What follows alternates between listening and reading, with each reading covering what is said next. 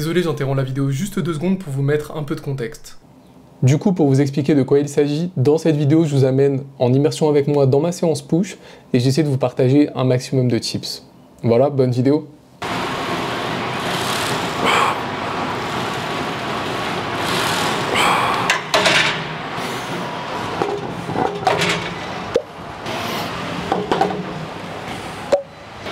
Petit tips tant que j'y pense, lorsque vous travaillez à la barre guidée, il faut déraquer la barre. Donc il faut faire un mouvement des poignets, soit vers l'arrière, soit vers l'avant en fonction de comment vous vous positionnez par rapport à votre barre.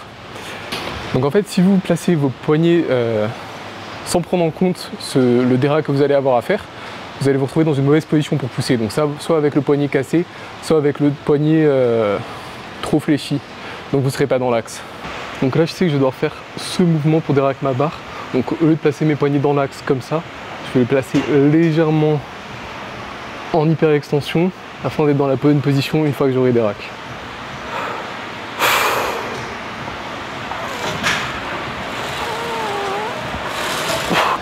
Là, je vais faire 8 répétitions sur la deuxième série.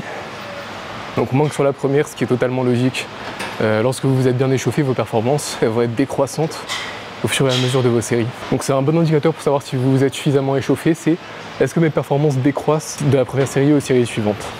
Et si c'est pas le cas, soit vous n'êtes pas échauffé, soit vous manquez d'intensité, soit vous n'avez pas mis assez lourd. Ce qui revient à un manque d'intensité, donc c'est pareil. La barre guidée, c'est vraiment l'équipement sur lequel mon avis a fait un 360 avec les années. Lors de mes premières années, la barre guidée, c'était l'équipement des faibles. Je voyais les mecs faire du coucher dessus, du squat, du rowing, enfin bref, tous les exos inimaginables. Et je me disais, ça sert à rien, c'est de la merde, mieux vaut le faire en libre. Et au final, aujourd'hui, je me dis que quasiment toutes les variantes des exos qu'on peut faire en barre libre sont supérieures au 4 guidé en fait. Parce que facilité de mise en place, stabilité, parce que vous avez les sécurités, donc lorsque vous êtes seul par exemple, c'est beaucoup plus sécuritaire de travailler au cadre guidé. Sinon, quelques trucs à dire sur mon exécution. Là, ce que vous remarquez, c'est que j'ai une excentrique qui est particulièrement lente. Tout simplement parce que j'ai une énorme amplitude de mouvement. On est sur un exercice à très forte tension d'étirement. Donc j'essaye de ne pas gâcher d'amplitude. Par le passé, je plaçais un fat grip sur la barre pour limiter un peu l'amplitude parce que j'avais tendance à sentir beaucoup mes épaules. Aujourd'hui, c'est plus le cas. Je suis capable de descendre en bas sans douleur, donc je le fais. Énorme stretch sur les pecs, vraiment exo top tier.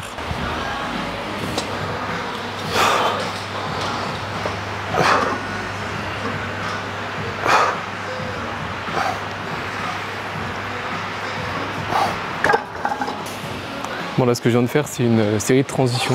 Donc même principe que pour l'échauffement. Le but, c'est de déterminer la bonne charge pour directement commencer mes séries effectives. Sauf qu'on va pas faire 3-4 séries de gamme montante comme j'ai fait tout à l'heure.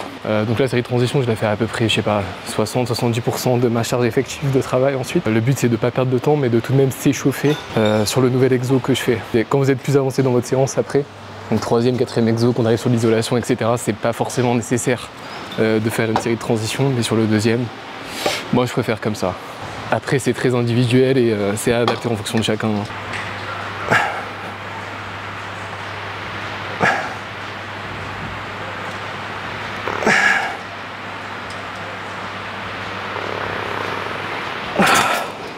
N'hésitez pas à prendre un peu de repos entre vos deux séries de travail lorsque vous faites de unilatéral. Ça sert à rien de se rusher et enchaîner immédiatement votre deuxième côté si vous êtes essoufflé et en fait ça va vous coûter quelques répétitions. Donc vous prenez 15-30 secondes et vous faites une seconde bonne série. Pour la deuxième exo, vous l'avez remarqué, on est sur une chest press convergente déclinée. Premier exo, grosse tension d'étirement, deuxième exo, grosse tension de contraction. Enfin les deux, hein, en réalité, sur cet exo, on a une énorme tension d'étirement et de contraction. On l'a fait en unilatéral. Bon, l'unilatéral, c'est la vie si vous le savez pas. En fait, cette machine, pour résumer, en bilatéral, je pourrais pas la faire parce que elle me convient pas. Je me sens pas à l'aise en bilatéral. Et en fait, le fait de passer en unilatéral, ça me laisse beaucoup plus de liberté de mouvement dans mon placement. Ça me permet de me décaler du côté que j'ai travaillé. Lorsque je fais le côté gauche, je vais me décaler légèrement du côté gauche et pivoter légèrement mon buste. Et ça va avoir pour effet d'augmenter la convergence du mouvement, de me faire débuter dans une meilleure position tant que j'ai l'impression de m'arracher mon pectoral. Parce que le problème aussi des chest press de manière générale, c'est qu'on débute le mouvement en position d'étirement. Quand vous faites un développé couché haltère, un développé couché barre, commencez toujours votre mouvement par la phase excentrique. la phase excentrique qui vous permet d'accumuler de l'élasticité dans votre muscle. Là sur les chest press, c'est un peu comme un deadlift, dans le sens où on commence directement par la concentrique. Et en plus dans une position extrême d'étirement. Donc il y a plusieurs solutions pour pallier à ça. L'unilatéral déjà, ça vous permet d'être dans une meilleure position, d'être plus fort. Bon, comme sur n'importe quel exercice, je cherche toujours à être le plus stable possible. La stabilité, ça nous permet de développer de la force. Donc ici, je me stabilise avec ma main libre. Et avec mes pieds aussi. Mon pied gauche ici, celui qui est au milieu, je l'enfonce dans le sol pour vraiment me stabiliser, me plaquer contre le dossier. J'ai enfilé mes magnifiques cuffs. Ça veut dire qu'on passe sur le meilleur exercice. Pour développer les deltoïdes latéraux, j'ai nommé les élévations latérales au câble avec les cuffs. Bon, ça n'engage que moi, un meilleur exercice, je vous vois déjà venir doucement. Mais à mon sens, c'est un des meilleurs exos pour développer les deltoïdes latéraux, surtout effectué au câble avec les cuffs. L'avantage des cuffs, c'est qu'on va complètement désactiver les muscles de la main. On va raccourcir un peu le bras de levier, du coup on va être plus fort. Sur cet exo, très important, on règle la poulie à la hauteur de votre poignet. Voilà, là, lorsque j'ai un angle de 90 degrés formé entre le câble et mon bras, c'est là où le maximum de tension s'exerce sur mon delto. Donc, grosse tension d'étirement. Vous remarquerez aussi qu'on n'est qu'au 3e exercice de la séance et on passe déjà sur de l'isolation pour les deltos latéraux. Tout simplement parce que je veux prioriser dans mon entraînement cet exercice et les deltoïdes latéraux. C'est vrai que par le passé, j'étais un peu dogmatique. Je me disais oui, il y a les exercices polyarticulaires, les exercices d'isolation. Il y a une distinction très claire à faire entre les deux. Et il faut toujours faire ces exercices polyarticulaires avant ces exos d'isolation. Et aujourd'hui, je raisonne un peu différemment. Aujourd'hui, je me dis qu'un exercice, c'est un exercice. Je gomme un peu cette différence polyarticulaire-isolation. Et en fait, je priorise les muscles que je veux travailler le plus. Donc oui, en théorie, les exos polyarticulaires sont à faire avant parce qu'ils demandent plus d'énergie, ils sont plus fatigants. Ça, c'est la théorie. Mais quand on transfère ça à la pratique, si vous, dans votre cas, vous souhaitez prioriser un muscle, une portion d'un muscle ou un exercice, bah, vous devrez le faire avant vos exercices polyarticulaires. Vraiment, le stretch, quand vous êtes en bas, avec l'avant-bras collé à votre buste, donc pour avoir le maximum d'amplitude, c'est dément. C'est vraiment un exercice sur lequel je ressens énormément mes deltoïdes, je ressens énormément d'étirement. Et je pense que c'est un problème pour beaucoup de gens, c'est que sur les deltos latéraux, vous êtes habitué à avoir beaucoup de contractions parce que vous faites des élévations sur des mauvaises machines ou alors aux haltères. Et en fait, quand vous faites vos élévations aux haltères, vous avez le maximum de tension à ce niveau-là, donc en haut du mouvement, en position de contraction. Et tout le premier tiers d'amplitude, il n'y a quasiment pas de tension sur votre deltoïde et il n'y a pas d'étirement. Or, la tension d'étirement, on le sait, c'est le facteur numéro 1 d'hypertrophie, c'est vraiment pas le truc à négliger. Donc je dis pas que les élévations latérales aux haltères c'est de la merde et c'est à bannir, mais à choisir entre câble et haltère, le câble ce sera toujours au-dessus pour moi. Enfin c'est même pas pour moi, c'est que le câble sera toujours au-dessus parce que la courbe de résistance est beaucoup plus adaptée, beaucoup plus optimale. Qu'est-ce que j'ai dans mon eau? Parce que je vois vous poser la question. Non, pas du tout. Bah j'ai rien. En fait, j'ai oublié mon intra-workout. En temps normal, je vais toujours mettre 2 grammes de citrulline, des électrolytes et parfois des acides aminés essentiels, mais très rarement. En fait, j'ai souvent un apport en protéines avant ma séance, donc j'ai un taux d'acides aminés dans le sang qui va être élevé. Donc mettre des BCA ou des EAA, c'est pas forcément utile. Par contre, des électrolytes, un peu de sel et de la citrulline, ça fait vraiment une énorme différence.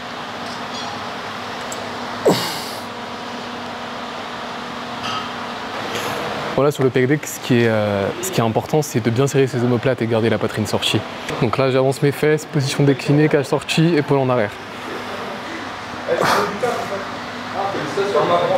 Bon, l'avantage du pec deck, c'est que on a une très grosse amplitude, une très bonne contraction. C'est vraiment l'exo d'isolation parfait à mon sens. On peut régler la hauteur du siège pour moduler l'angle des coudes. Sur cet exo, je vais réaliser que 2 séries parce que j'ai déjà fait 6 séries de pecs. 6 séries pour les pecs, c'est déjà pas mal sur une séance. Donc là, juste 2 séries en plus sur cet exo d'isolation, ça va être largement suffisant. L'objectif, c'est vraiment stress métabolique, brûlure, congestion et on se termine les pectoraux là-dessus. Ce qui est important auquel il faut penser si vous ne le faites pas automatiquement, c'est de fléchir légèrement vos coudes sur la phase excentrique. En fait, sur la phase excentrique, si vous gardez vos bras complètement tendus, vous allez mettre énormément de stress sur vos biceps, sur votre tendon du long biceps. Donc je vous déconseille de le faire parce que ça va pas être confortable et ça peut vous irriter à terme. Et ça c'est valable sur tous les mouvements d'écarté. Aux haltères encore plus parce que vous avez beaucoup plus de tension en position d'étirement aux haltères. Donc vraiment, phase excentrique, je fléchis légèrement les coudes jusqu'à arriver dans ma position d'étirement max. Et lors de la phase concentrique, je vais venir au contraire tendre mes bras pour avoir le maximum de tension de contraction et donc contracter au maximum mes pectoraux.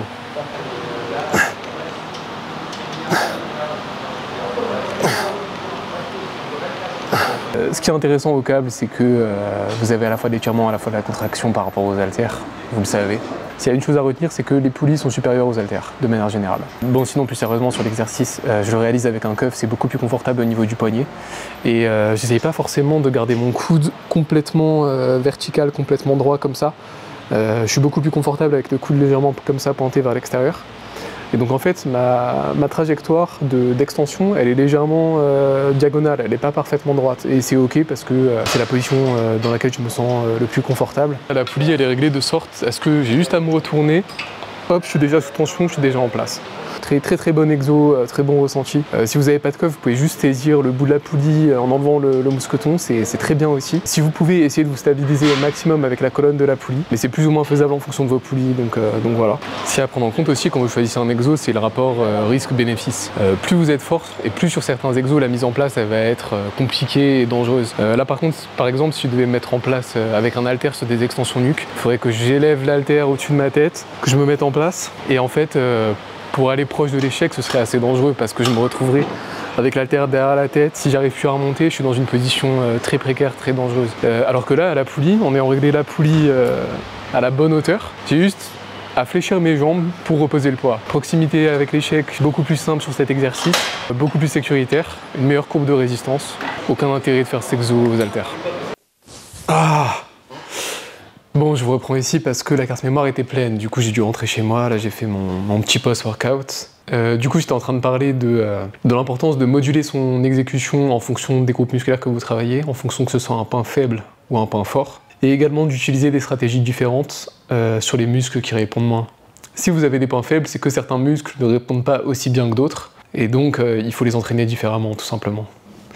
Et ouais, tant que j'y pense, le dernier point sur lequel je voulais revenir, c'est que aujourd'hui, je prends beaucoup plus en compte la durée de mes séances, tout simplement parce que j'essaie d'avoir la même intensité du début à la fin de ma séance. Avant, c'était pas forcément le cas, hein, quand je faisais des séances de 1h30, 1h40. Bah souvent, il y a 1 ou 2 exos à la fin qui passent un peu à la trappe, pas dans le sens où je vais pas les faire en mettant lourd, mais dans le sens où je vais pas avoir la même concentration, je vais pas avoir la même intensité. Et en fait, si systématiquement vous avez des exercices comme ça en fin de séance, vous êtes trop fatigué, donc vous n'êtes plus capable d'avoir une grosse intensité, c'est certainement le signe que vous faites trop de volume au sein de votre séance ou alors que vous ne récupérez pas assez entre vos séances. Donc après, c'est toujours une histoire de compromis, il n'y a pas de secret, hein, c'est toujours une histoire de compromis entre la fréquence, le volume, l'intensité.